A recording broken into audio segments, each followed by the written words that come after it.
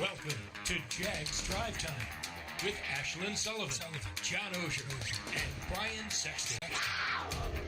Jags Drive Time starts right now. Even if I'm out on the sideline and I'm watching him throw to different receivers, it's just the rotation of the ball, the timing, the way he's putting it at away from everybody. It's just insane to see that so early in a quarterback. You know, you're talking about coming in the league, you know, with so much high hopes, and he's proving it. You know, that's why I'm so excited for him. But, the things that I've been seeing, the improvement, like I said, was the patience. You know, I'm starting to see that more now. If he's scrambling out the pocket and he's trying to make a play, he's letting things develop. He's letting receivers get open. You know, and that's what it takes. You know, it's a lot of great scrambling quarterbacks who can extend plays. You know, and you know some of the best in the league to do it. And you start to see your quarterback do it himself, be able to extend plays, letting the receivers get open and make plays. That's awesome. I love seeing that. I want that guy to be my personal hype coach and just follow me around and cheer me on. Quarterback Shaquille Griffin praising the young quarterback Trevor Lawrence, who had a heck of a day in the last day of mandatory minicamp. Welcome in Jaguars Drive Time. Ashlyn Sullivan, John Oehser, and Bucky Brooks with us this week. We are honored. Yeah, unfortunately, JP Shatter is my personal hype coach. So it's not the same thing. No? No, it's not the same thing. You could call Shaquille and he might, help it out. Maybe he would, but JP's not cutting it. But hey, Bucky Brooks. Yes, Bucky Brooks. How about that? We are very lucky to have you. You've been here today and yesterday watching mandatory minicamp. Tell us about first impressions. Had the chance to watch the team. First impressions, really impressed with just the overall physicality in terms of just the way they look. When you hear Urban talk about a bigger, faster, stronger team, and then you go out there and the first observation I made in my notes, no fat guys. This is a team that, look, size-wise, they look like a high-end NFL team. The big guys up front look like they're stout and sturdy. The guys on the edges are long and rangy. And so the first thing that you have to do when you think about building a team that eventually becomes a champion, they have to look the part. This team, they at least look the part on the hook. Do you think that'll eventually morph a little bit with Urban, and this is more his blueprint because this is how he recruits, this is how he looks, and that over time you might see, I don't know about deviation, but some exceptions to the rule? No, I wonder because one thing he's always talked about is like sports performance, and he consistently hammers bigger, faster, stronger. And so when you look you don't at get these fat guys, in Urban's off-season programs. No fat guys. And I think it really stood out when you look at the offensive line, watching them move around. Mm-hmm. They move like a high-end offensive line. Like the backups, everyone is moving, everyone is running. So he certainly is already putting his stamp on the team.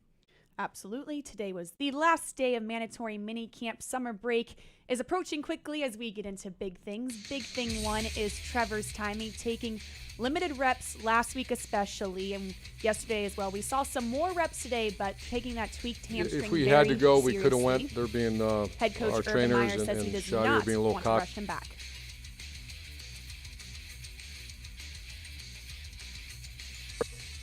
If we had to go, we could have went. There being our trainers and Shadier being a little cautious because right now, when you're a month out, hamstrings, you yank a hamstring out, you're going to miss early part of training camp. So we're just being cautious. That's that one muscle that, you guys have all seen it like I have. You pull a hamstring at this point, you're going to miss all your summer conditioning. So we were being somewhat conservative on it. But he actually could play a game if he had to. Big thing to the lineup, we're looking at defense here. The head coach gave us some insight on what this 3-4 hybrid, whatever you want to call it, what it will look like. We all know it's going to look a little creative. It's a 3-4. He's an outside linebacker, so he's still a linebacker, but it's a little bit different position, but it's Lorente and K-Levon, it's that position. So it's really a Sam linebacker that also rushes. So it's a 3-4 versus 4-3. Talking about Caleb Chase on there. And finally, big thing 3 is the last stretch. This was the last day of mandatory minicamp. And the big thing here, guys, as we've talked about the past few shows, is this has been nearly 100% participation, especially in a voluntary off-season We're seeing it around the league. It's not the case for everyone, Bucky, but it's promising that everyone has been here and you haven't had to bring your checklist out and ask who's here and who's not here. Yeah, I think it's the product of a young team. So you have a lot of young guys. They don't know anything differently than the way this program has been run, which is very collegiate-like in terms of the way they're operating, the way they're going about doing business. I think it's very optimistic. Like, I'm optimistic because everyone is there, that they're going to know the system. And so when you get the training camp, you're going to hit the ground running. And so I think if you're a Jaguars fan, you should be encouraged that everyone is here, and it looks like this team is really, really coming together well on paper. Ashlyn, whenever I get a new boss, I show up on time for the next couple months. I know. You It's not that surprising. It's not usually my MO, but when our friend Patrick Cavanaugh took over the department, I was here for a few months. And Just a few months. kidding aside, though, there is when there's change, you're on your best behavior. And that makes sense. But even beyond that, players know that it's important. New defensive coordinator, new offensive coordinator, new head coach. It's important for even the veterans, for the Brandon Linder, for the A.J. Cann, to be here and understand what's going on. I don't necessarily expect 100% attendance next off season for a veteran of that tenure. But for this year, I've always said it's very important for young players and for players in new systems to be here for the learning part of it. I disagree with Bucky a little bit. I think I'm not so sure the on-field, what they're actually learning in running a rep is that key. But for gathering the information, I don't know when you do it if you don't do it here, if you're in a new system or if you're a rookie or a second-year player. Yeah, I understand what you're saying. The learning has to take place here. The development has to take place on the grass. And for your young players, it's very, very important. The veterans, it's hard sometimes, like, to get those guys to come in and be 100% attendees. But the good teams kind of have their guys always around. And because of the location, Jacksonville, the weather's nice. We talk about having the best facilities and sports performance. What you want to do is incentivize the players to be around. And I think you can work out deals where the veterans are here, they're working, but you're not necessarily wearing them out. And I think we saw some of that in mandatory minicamp where they were on the field doing individual drills, but maybe they weren't all participating in the team drills. As long as you have them around and everyone's kind of moving in the right direction, I think it's a positive. And we mentioned this on our Jaguars Reporters podcast, which Bucky was also on yesterday. I will be fascinated to see next off season what Urban does with these 10 days. Maybe not necessarily the minicamp days, the 3, but every time he spoke, he said that he talked about no winners and losers. He wasn't complaining about it, but you sort of know from Urban, being on the field when there's not a winner or a loser is sort of counterintuitive. So I wonder what he's going to do, if he'll change anything next year, if he'll say, well, look, there's no winners and losers, so let's make this more about teaching. I don't know the answer to that, but you could certainly tell, Bucky, that when he was talking about the no winners and losers, he came back to it every time. He doesn't really like being in football if there's not a winner or loser. Yeah, I think it's hard, but I think also for him, I mean, he's always coached at the collegiate level. So this would be the equivalent of spring ball. Well, in spring football, you have pads on, you compete. It ultimately culminates in a spring game. You don't have that here in OTAs. I think the good thing, Darrell Bevell, Brian Schottenheimer, even Nick Sorensen, they come from that Seattle program where competition is a big part of it.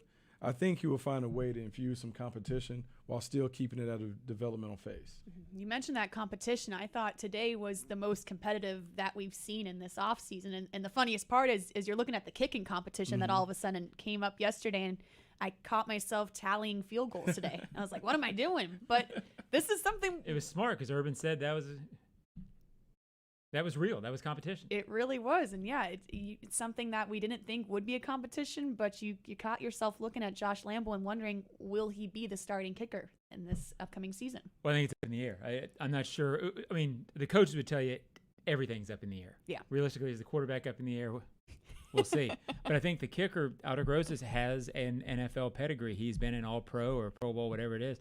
So I don't think that's necessarily given that Josh Lambo, as good as he has been, is necessarily the kicker next year. No, I think, as you talked about, when you have a new boss, everybody has to kind of reapply for their jobs and earn their spot. And if Urban is going to stick to the premise of this is a meritocracy, guys have to earn it. And so you want to put a little pressure on Josh Lambo to win the job, to make sure that he is superior to Aldergrosas in camp. We'll see if it works out, but I do like the competitive nature because as you were sitting there tallying them up, I also was paying attention to the number of kicks that went through the uprights.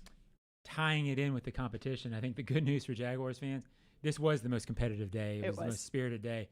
And I thought this was Trevor Lawrence's best day. By far. And I know we talked about him. I think he was big thing one. And I lose track of the big thing, Ashlyn. I know, but it's a lot. it's the last couple of days have been – I went into this week not sure what we knew about Trevor Lawrence as an NFL quarterback. And I get we still don't know that much. But to hear Shaquille Griffin talking about what he's talking about, which is how he's getting it, how the ball comes out of his hand differently. I don't think Shaquille Griffin has to say that right now. He could have found something different to say about Trevor Lawrence if he wasn't really feeling that. And then today, you saw arm talent-wise and vision-wise and timing-wise why this kid was drafted number one. It was the best he has looked so far. You know, John, when you're looking at a franchise quarterback or a top pick, every now and then in practice, you just want to see the wow factor.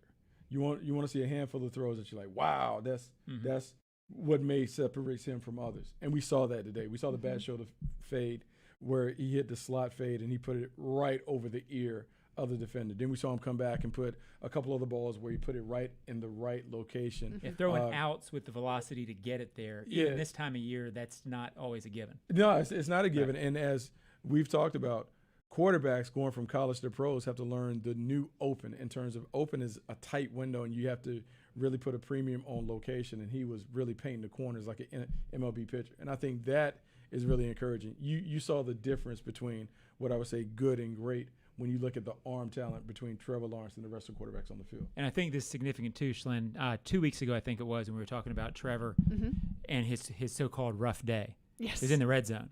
I don't know if it's technically red zone they're working in today, but he did a lot of good things with a compacted field near the end zone.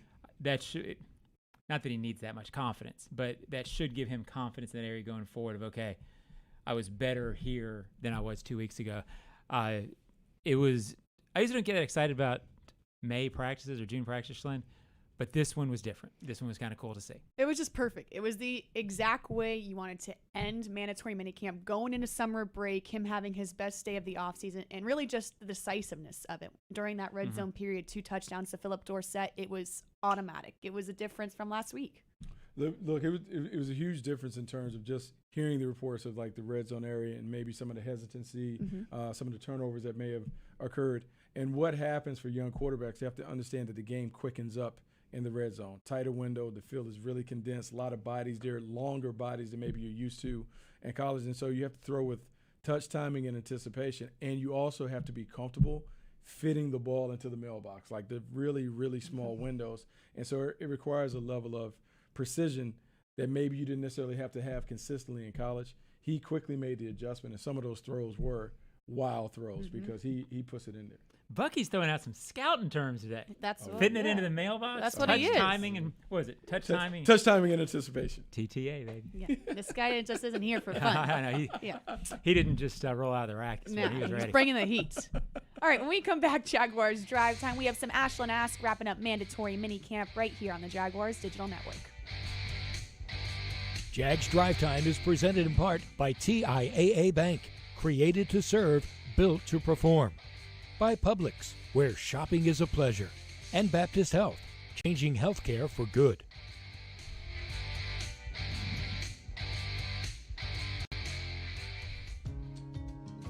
We've been through a lot this past year, but there's light at the end of the tunnel and comfort in knowing we don't just have good things to look forward to. Some have been with us all along. Because no matter what happens out in the world, our pets are always there for us. And we are always there for them. Pet Paradise. It's a new day in pet care.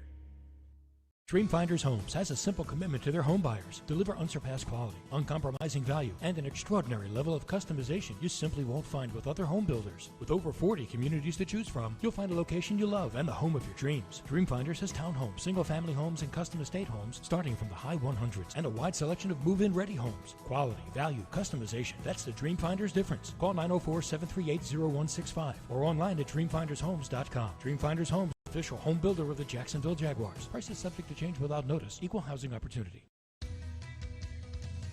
There are everyday heroes among us, making the community a better place. Do you know one? Nominate them at TIAAbank.com/community champion, and you could both be part of the new era of Jaguars football.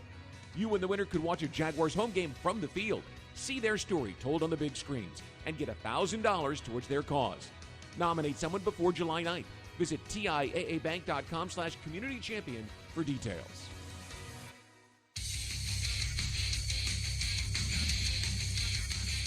Welcome to a new era of Jaguars football. The reload has beginning with new head coach Urban Meyer. Don't miss out on the best seats before they're gone. Lock in your tickets now for the 2021 season at Jaguars.com.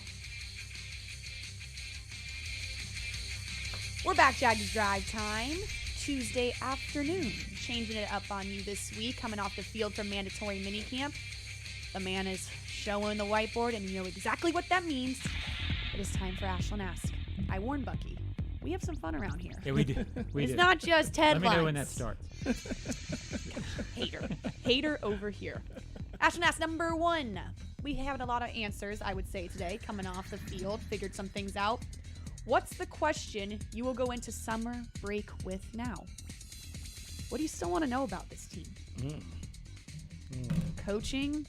Roster? How this is going to work? Will they win a few games? John Oehser. I'll go quick on this because I don't want to overemphasize it, but I'm curious where 85 fits. Bucky, do you got to change it? No, I don't think I was looking at the handwriting. I'm curious where Tim Tebow will fit, what his role will be, and I think we will start finding that out in training camp more than we found it out right now. There wasn't really a whole lot to discern between a lot of positions, and as Darrell Bevel said today, I think it was, there's a limit to what you're going to find out about any tight end during this time because it's receiver and offensive lineman. I think whenever the pads go on and you start seeing live action, how he can handle that, I think is when you start finding out about Tim. No, I think it's a big question. Obviously, when you look at Tim compared to the other guys are more experienced. He's trying to figure it out. When you watch the contact and those things, he has his wrist all taped up and trying to get used to the physicality. How long does it take him to get used to doing some of the dirty work of the position that is required? All right, Bucky. What's your question? All right, so here we go. So we got, who is QB2? That was mine. On the same page here. Somebody, great minds think alike. Who's the backup quarterback? We talk about competition. Which one is going to be the guy? Is it going to be Gardner Minshew, who we've seen started a handful of games, or is it going to be C.J. Beathard, who's also started games out in San Francisco? You just don't want. You don't know which one is going to be the guy. When you look at these guys on the field, Gardner Minshew has his moments. C.J. Beathard. I thought he looked better today than he has so far. But that is going to be the thing that plays out in the preseason games. Who is going to be the backup quarterback to Trevor Lawrence, the presumptive starter? I'll put you on the spot. Gardner Minshew, 20 games he's played? Yep. Can you keep him as the backup? And what I mean is a guy who is used to being the starter and has starter is competing persona. Yeah. I mean, he's a starter vibe. Normally, you have to know the temperature in the room, in that quarterback room. Right. Is he going to be a supportive backup quarterback, or is he always going to pine for the which is something we can't know. And that's something that we can't know. I would say it's very hard to expect a guy who has been the starter for parts and most of his first 2 years in the season to now kind of give way to Trevor Lawrence and to be the ultimate supporter. I think that is hard. Whereas C.J. Beathard, clearly that's what Beathard is. That's Beathard has been the backup quarterback. He kind of knows. He knows he was brought in here for that. He knows his role. That will be a fascinating question. It really will, especially with the emphasis that head coach Urban Meyer puts on loving that competitive personality and that competitive nature. He urges it, and then Gardner goes and delivers it. I see both sides of it. He won't be penalized for that per se. You're not penalized for competing. It's can he, once it's over with, is that his role for 20 weeks? Yeah. And if it's not necessarily. It doesn't necessarily make him a bad guy. Not at all. It's just more, I'm a QB1. Yeah, and look, we can talk about it, but in full transparency and honesty, it's a very competitive environment for everybody on the team except the quarterback position. Most teams will tell you, hey, the QB1 is by himself, that you don't bring in guys that can kind of threaten him and challenge him. We've seen that play out in bad ways in other situations. And so as a coaching staff, you have to really examine who is going to be the most comfortable guy for Trevor Lawrence behind him, the guy that he's not going to have to worry about, the guy that he can confide in. Yep. A lot of answers, a lot of questions. All right. A lot of questions. Yeah. That's hence Ashlyn asked. Hence Ashlyn asked. Number 2. All right, Bucky, you've been here 2 days. You've seen 2 practices. What or who was the biggest standout of mandatory minicamp? Oh, that was easy. This Yeah? is easy. All right. It's really easy. And the reason We're it's not even easy challenging Bucky over here. because now we have single digits. Yes, we have we single do. digits. Travis Etienne was the most impressive today. To me, was the most impressive part of it because we've heard Urban talk about the need for big plays, explosive plays, and you saw him deliver some of that. And because he is, an impact player, potentially as an airback, we saw him go out. We saw a lot of motions and shifting, put him on the outside. People laughed and snickered early on in rookie minicamp when he was playing wide receiver. Well, now you kind of see the vision crystallizing. You can see where he can be an impact player. To me, he was the most impressive. I feel guilty for 2 reasons. Okay. One is that this answer is so much better than Bucky's, and Bucky's a guest, so I You don't want to hate doing embarrass that. him. Yeah. But secondly, it's such an easy target. I thought the biggest story to me of minicamp was today's effort by Trevor Lawrence. I know we've already talked about it. I mean, way to take the easy. I mean, like We already we sat there and spent And the whole sometimes- A block talking about 16. You can go right back to In it. my world, Buck, you take the easy dub. If it's a 3-inch putt, you take it. It's I was not competitive and didn't win very much when I was young, so I'll he take takes the these. layup. Everything you wanted to see out of him. You know, I never doubted he was going to be good, and I'm not saying this is any sort of a statement on how he's going to be this year, but I felt better watching him today that all of the things you thought he was going to be, the physical tool stuff, was going to translate, and it was cool to see it at the end. So I thought, easy. I'll pat myself on the back. Nice answer, John. Yeah, very nice, John. Just take the layup. Get a great day. There's nothing. I mean, put it out. If we're playing, you put it out. We don't give you gimmies. All right, Well, Bucky, wouldn't we're make going to him challenge you now. You've only been here 2 practices, but I know you stay up to date on this team. All right. Who would you – that's not the right question, Ashlyn. Who could be someone that people would be surprised makes this team? It is a 90-man roster right now. Surprise. So it's hard. So what I had, I'm going to switch up. Who would – yeah. You look at this final 53-man roster and you're like, gosh, And I don't I'm- even know who and that I- is. And I'm going to do this, and I'm going to say this without even knowing if he's going to advance beyond the tryout stages. Okay. But I'm going to go with Laquan Treadwell All right. making the team. And the reason Wow. why Laquan Treadwell is interesting to me is, one, we talked about this in the draft. 5-star recruits, big schools. Laquan Treadwell was a 5-star recruit from Chicago. Urban Meyer certainly had to entertain and know where he fit in the recruiting order. He comes out, and you see him, he looks like a pro receiver. Big body, in shape, fit, caught the ball really, really well. And so after you get past the first 3 receivers, DJ Chark, Laviska Shenault, Marvin Jones, it's kind of wide open It is. for him to have an opportunity to make this team. And so I'm looking for that 4th guy that can come in and play and maybe play a role. I think Laquan Treadwell may have an opportunity to kind of slither in and kind of get into the back door. Yet I'm always bad at this answer because I'm never sure what constitutes a surprise. I guess I would be a little surprised if Tebow makes it, and I kind of don't think he will, so it's a bad answer. I'm going to go – I'll accept the L that Bucky has won this. I would say so. But I will answer by answering sort of a different question. All right. You make the rules. I would not be surprised. Walker Little's going to make the team. Oh, yeah. I would not be surprised if he pushes for a starting job in training camp. Ooh. All right. Bring the and heat, John. Maybe it wouldn't be in training camp per se that it happens, but it feels like he might be good enough at a position that looks locked, meaning right tackle Jawan Taylor, left tackle Cam Robinson. Yep. At some point during the season, it feels like he might push and start over one of those guys. Not sure which yet, but there's just that vibe around the kid. So sorry for not answering the question. That's okay. But Do your own thing. that would surprise some people. Yeah, I mean, Like I just put out in my scouting report, uncoachable. Like he's gonna do his own thing. I've So been- when I'm talking to I've been here Trent and 10 those years. guys You've been here about you, 2 minutes. I just tell them, Uncoachable. uncoachable. Don't worry about it. Goes off on Owen Avenue. Yeah, I mean, I'm obviously getting cut at some point, so I'll go with this. But yeah, Walker Little, I think, continues to be a guy. It was amazing, Bucky. And I'll get your thoughts on him. He continues to be a guy since the day he got drafted. I didn't know much about him, and then as soon as I looked at him, I said, wow, this could be a good pick. Mm-hmm. And nothing ever seems to deviate from that thought. The more you learn about him, the more you see him, the more you hear about him, it just feels like this has a chance to be an absolute home run pick. I was talking to him in the field today. He might wind up being the second best pick in this draft for the Jags. I wouldn't be surprised. And I think one of the things you're doing when you watch him on the field is you begin to check off boxes. So you check off the box, you see him walk out physically, check. Then you watch him go through individual drills, and you see the footwork, you see the technical skills. You check that off. You think about the pedigree at Stanford. Stanford's had a ton of linemen that have come into the league and had immediate impacts as starters. He does that. And then when you watch him with the ones, because you're looking at Cam Robinson and Juwan Taylor, and you kind of envision, like, how far behind is he, and he doesn't look out of place. And so that's when you begin to have those conversations. Hey, man, is this a guy that after we watch him play a couple preseason games?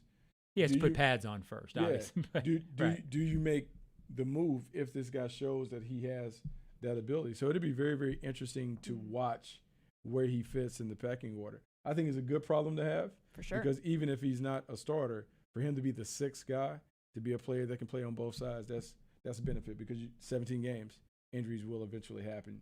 Not saying that we want to see that happen. I forget which one said it, Trent, Bucky, or Urban, but the night of the draft, in talking about Walker Little, one of them said, when you watch him, and what little tape they had, because he didn't play the last couple of years, but when you watch his tape, everything that he did looked easy.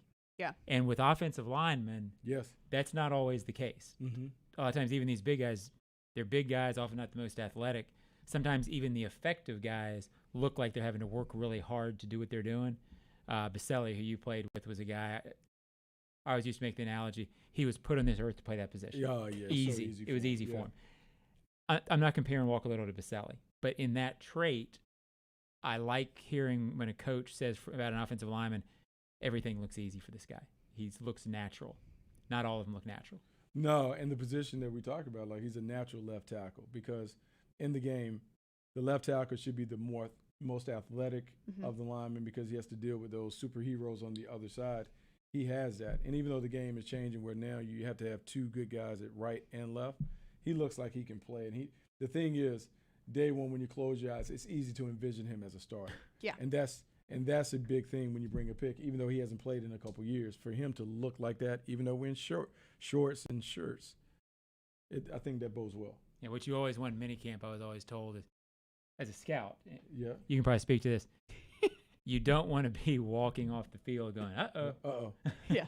That's what it is. Yeah, those aren't good. Like when you're blink scouting, first impression for Walker Little was very, very impressive. Yes, it was. And if at the very worst he pushes Cam Robinson and pushes Juwan Taylor and creates some competition, it's not a bad thing either. Agreed. All right, so there you have it. That is Ashlyn Ask. When we come back, some NFL headlines. We have NFL Network here, so we might as well bring it up right here on Jaguars Drive Time.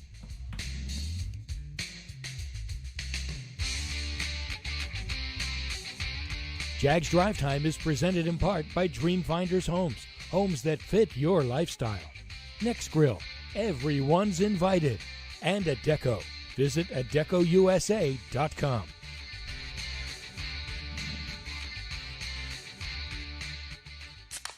Why are you taking selfies with the Pepsi Mango? I'm getting back into the dating app grind. I thought if refreshing Pepsi and delicious mango can find their surprisingly perfect match, then why can't I? Still lost? I'm metaphorically expressing who I am with this Pepsi Mango. It says I'm sweet, fun, and a little unconventional. And if they're looking for something refreshingly different, they should give me a try. Well, you are a little bit unconventional. Just enjoy the allure of the bold deliciousness that is Pepsi Mango. Try Pepsi Mango. That's what I like. Jaguars fans are gearing up and saving big at Fanatics.com, the world's largest collection of officially licensed fan gear from all the leagues, teams, and Jaguars players you love. Shop the most trusted brands, exclusive designs by Fanatics, and autographed collectibles from today's biggest stars. Join Fanatics Rewards today and earn fan cash on every purchase. Shop now and get today's special offer. Fanatics.com, officially licensed everything. We've been through a lot this past year, But there's light at the end of the tunnel, and comfort in knowing we don't just have good things to look forward to. Some have been with us all along. Because no matter what happens out in the world, our pets are always there for us. And we are always there for them. Pet Paradise. It's a new day in pet care.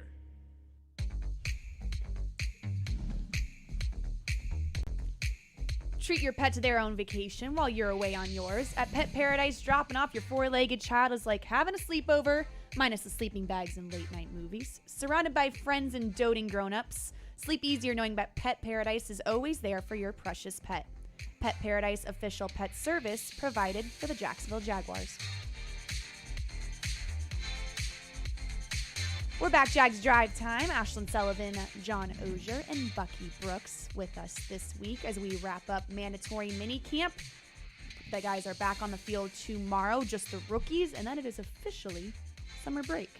I don't know about you guys. I like summer break. Yeah, this off-season's been weird. It almost at times hasn't felt like an off-season. It's been a busy one. Yeah. It's been good. Me and Bucky have talked every Wednesday morning on Huddle Up. Me and Ashlyn have talked every Monday on Jaguars Reporters. We'll put that away for a month and get back. You're going to miss us. I'm telling you that right now. Oh, little hiatus? Well, for you too. Little hiatus. I don't know if we've told you, Bucky, but you get a little break. Oh, wow. Where you don't have to talk to us I for get about a month. You typically take your breaks whenever you want, but for this, the break starts now. It's a scheduled break. Okay, summer break for everybody. You will have a break from John. Okay. I know you didn't want to say it, but yes. I didn't know. You will have that. Everybody likes a break from John. Indeed. Let's get into some NFL headlines. A lot going on around the league, and we're going to talk about it. Aaron Rodgers, Deshaun Watson, both not at voluntary and mandatory minicamp. Bucky, I want to get your thoughts on this. This Deshaun Watson, we talk about it every single week. We play out all these scenarios of how this is going to work. We all agree we don't know if he's going to be in a uniform this year. No, I mean, that's one of the tougher situations because you have so many different storylines going on. One, you don't know what the league is going to do with the off-the-field situations that he's dealing with. So he has to handle that. And then with the Houston Texans, does he want to go back to the Houston Texans? And better yet, do they want him back? Yeah. And so when you have all of that stuff kind of brewing, you just don't know how this is going to play out. But I will say this, take away the legal stuff, Deshaun Watson doesn't have any leverage in this situation. Like, all the leverage is with the team. And the clock really starts when you get the training camp, because when he shows the training camp, or if he doesn't show, that's when the fine schedule takes place. That's when they can begin to go after signing bonus and all of that other stuff. That's when it becomes real. Right now, it's just kind of been play, fodder. Mm-hmm. I'm not coming, those things. But when training camp hits, that's when we really see what is going to happen in this situation. But do they even want the leverage? That's what's amazing about that. I mean, I don't think anybody really knows. The question you posed at the very beginning, do they want him? Maybe they don't want him. They haven't really said. Does he might be in a position where he needs to go back to them, mm-hmm. but he really can't say it. So I would be surprised if he's playing the first month of the season. This feels like being mid-June, like a resolution of all these threads will be difficult by the time they play in week one. But in this league, history and my experience tells me on August 20th, that story could change. All of a sudden, you can snap your fingers and he's in camp the next day. It's a weird deal. It would be one more of the fascinating stories to watch, because we have all of this stuff, and then the legal thing just kind of threw a wrench in all of it, because it went from being Deshaun Watson is unhappy with the team to now the team is like, hey, can we take on the water that will come along with him being the face of the franchise? But once again, they have the leverage, and so they can't just let him go for nothing. They have to figure out what the compensation will be, but it's hard for other teams to know what to give up until they get the stuff from the league, and a lot of that stuff won't be settled until after the season. Yeah. How do you give up picks, equity, future? Not knowing what you're going to get. Having no idea. Rodgers, by the way, Green Bay needs to say, you're playing for us. Thank you very much, Aaron. Get off my lawn, Bucky. Yep. Oh, I mean, like, they don't have to say that. He doesn't have any choice. He has to play for them. Right. That's and like everyone is saying this, and so everyone is like they should bend over backwards for Aaron Rodgers, but regardless, he has 3 years left on his deal. So much money left to play. You can go and host Jeopardy, but Jeopardy's not going to pay enough to pay back all the money that will be owed. This would be a funny one to play out, but I would expect him to be in Green Bay when camp starts. I would be Don't stunned. get John started, please. He has this get off my lawn thing, that players have to play out contracts. He hates the trend. Quarterbacks. Here we go. We started. Who teams sign to major salary cap shaping deals is a different situation than young players. So if you sign with the team to a major cap shaping deal that's shaping the franchise, you have to commit to that. That's my major point with it, because if quarterbacks are going to be so important to get those deals, then quarterbacks generally need to keep those deals because the franchise depends on them so much. No, but that is true. All of this, whenever you see these dust-ups or disagreements with quarterbacks and the team, it's always about the money. Russell Wilson, Aaron Rodgers. He wants more say, though. It's always about the money. It's always about they want more cheese on the burger. Nobody wants more say. He doesn't want more say. He wants more to be in the money. meetings. He's seeing Pat Mahomes more pay. and Dak Prescott and all those guys getting over 40 million per. They want to be in the $40 million club. That's right. I don't blame him. I can't say I blame him. Speaking of quarterbacks, let's go to our second headline. All over New England yesterday was this headline that, one, headline Cam Newton really struggled, and two, Mac Jones shined. So when are we going to see this shake out? I think the Patriots, they spent a ton of money in free agency. Very unlike them. Cam Newton coming off a rough year. Right now he's the starter for how long, though? Look, I anticipate him being the starter for the overwhelming majority of the season. I think the one thing we have to realize, Mac Jones only started 17 games in college. And we're asking him to come in and step into a very complex offense, which he may know, but he doesn't have the experience. And it'll be the preseason will be one thing, but then when we start playing games and the expectations that come along with the Patriots, look, there's going to be a faction of fans that want to see Mac Jones go because they've seen this offense operate a certain way with Tom Brady. I'm not saying that Mac Jones is in that Tom Brady class, but because we're comfortable seeing that offense play a certain way, there's going to be a lot of pressure on Cam Newton to play at a high level. I have one thought and then a question for the scout. I think Belichick would love to go show he could win with a rookie quarterback. I think You think so? I think that would feed his ego a little bit. He's an egomaniac. But I also think he has the confidence that he and his staff could prepare to do that. Yeah. You've watched Cam Newton more than I have. I see Cam Newton on primetime on Mondays. There were times last year that he looked like a shell of what he had been in his prime. Is that injury? Is that decline? Can he be the player physically? Because he was as physically a wondrous a player as you've seen in a long time. Is that gone, or was last year an aberration, or where would you put that? It's a big question mark because you have to do the Cam evaluation in a couple of different things. The first part of it, the first 2 games, he looked great. Then he had the COVID situation. And the one thing that we don't know is how much did COVID impact him, when it came to his overall ability physically and mentally. He fell behind in the offense. He admitted today this offense, I learned it on my own, but by the end of the year, it caught up to me because I didn't fully know it. I was thinking too much and those things. I will say the New England Patriots are like a snowflake. They can change styles at any point. They like to run the football in December. Cam adds to that, even though he played poorly as a thrower, 12 rushing touchdowns. And so a lot of it depends on when Bill Belichick looks at his team and he looks at the best path for them to win and win at a high level, how do they need to play? Because I think that ultimately determines which quarterback he could he get away with playing back and forth, going Mac Jones and gosh. Oh my gosh, That'd be a mess. I don't know. If anybody would try it, he would. The platoon system at quarterback. Craig Morton. I guess. I guess he could try that, only to add to the genius because the Cowboys won. Sure.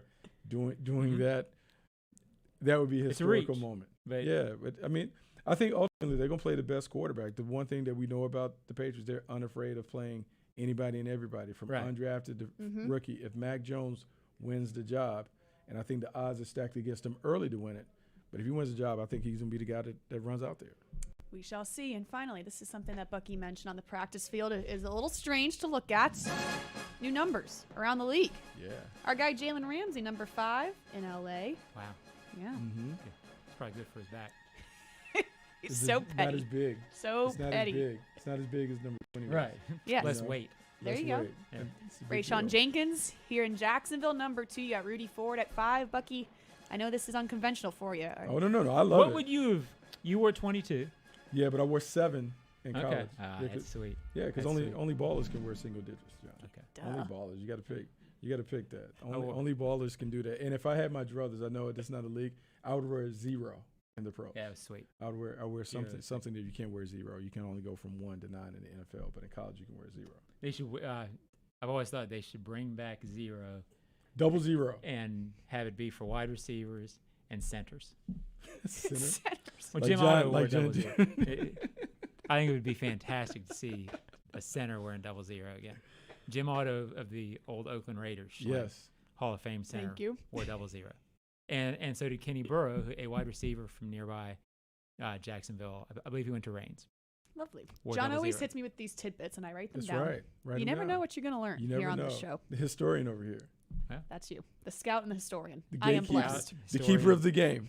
Yeah, Get that's off him. my lawn. The Well, keeper of the game. Yeah, I know that's the about that. gatekeeper. But I both know somebody off the lawn. There you have it, NFL headlines. When we come back, some closing thoughts here on the Jaguars Digital Network.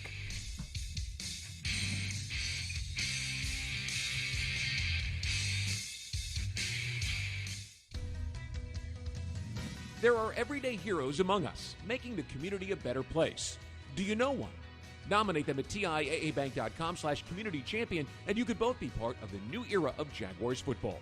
You and the winner could watch a Jaguars home game from the field, see their story told on the big screens, and get $1,000 towards their cause.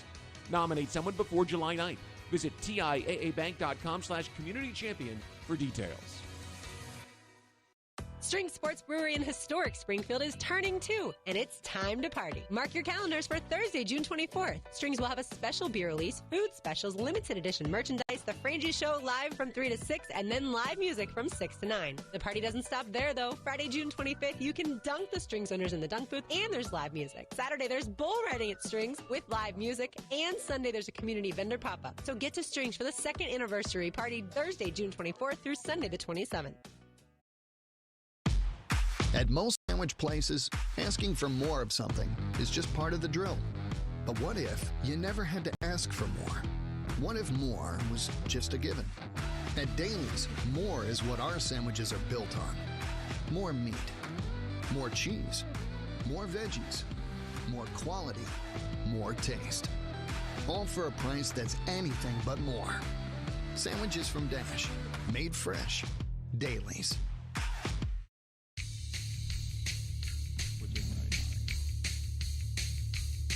We're back, Jags Drive Time, Tuesday afternoon. Brought to you by Jet Home Loans, Ashlyn Sullivan, John Oehser, and Bucky Brooks here with you for a few short minutes. John, I'm going to put you on the spot here. Wow. I like to be on the spot.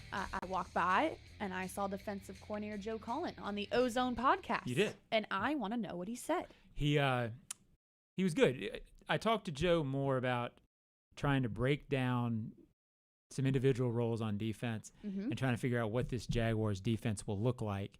And basically, he was, as most coaches are this time of year, a little evasive on that topic.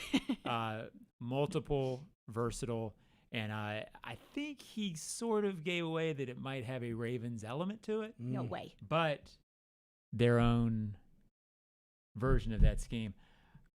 Bucky, to me, how this defense looks and some of the wrinkles on offense are the fascinating stories about training camp in a few weeks, especially the defense. I'm fascinated to know where everybody's going to line up. You know, I think the 2 days and watching the defense, you talk about the versatility and even Urban alluding to the hybrid nature, 3-4, 4-3.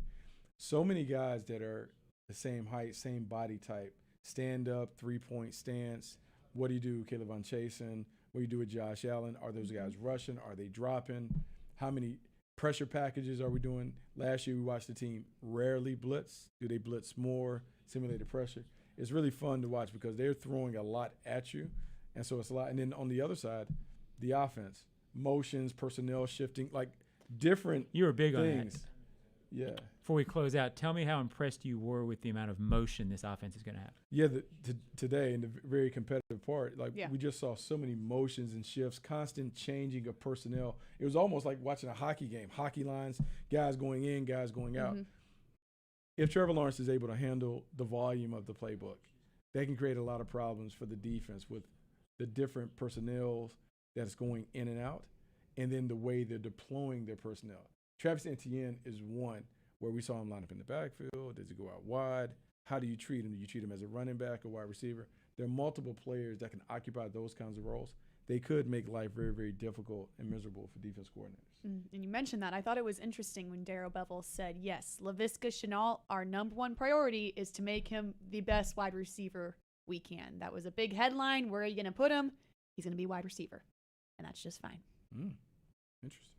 I bet he takes some handoff. All right, you're calling it there. All right, that is our program, Jaguars Drive Time. Bucky Brooks, thanks so much for joining us this week. It's always fun. The man is finally in Jacksonville. Not you. What about me? Yeah, you're here every week. All right. And you can't get rid of us just yet. We're back for one more show next Tuesday on Jaguars Drive Time. Stay with us, Jaguars.com. We'll be here all week. We'll see you next week on Jags Drive Time.